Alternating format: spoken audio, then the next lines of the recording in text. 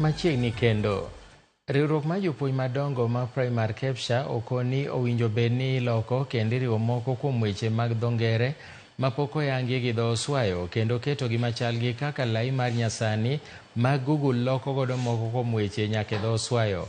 E twak e sach romo mar ndalo adek manobagi e kaunti ma Narok, jakom mar riwruogno Joseph Kitur oyango ni gisechako twak kod duol maloso lai mag somo ma pacho ka KICD mondo lok moko kuom weche mag dho ngere nyaka dho oswayo, gino mabiro bero somo ma dhokno.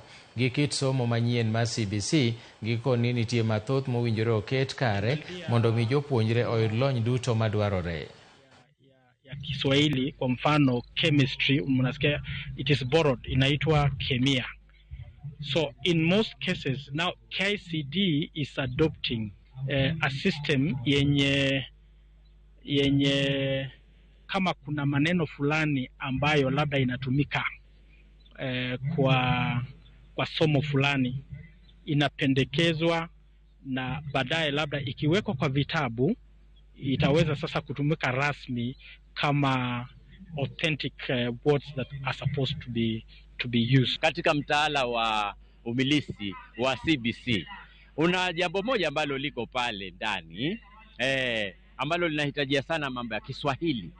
Lugha yetu ya Kiswahili inahitajika sana, ina umuhimu mkubwa hapo kama lugha kwamba inaweza kutoa ajira. Sasa ukija hapo kwamba Kiswahili inaweza kutoa ajira, mimi Kiswahili kilinipa ajira tangu nilikuwa na miaka 20, nyuma miaka 80 nilipata miaka yangu karibu 5 katika VOK kwa sababu ya lugha ya Kiswahili, kwa mhariri, mwandishi wa habari za Kiswahili na michezo. Tukija tena michezo ya kuigiza pia nipo hapo pia. Inahitajika katika mtaala huu wa CBC kwa sababu huachi mtu nje.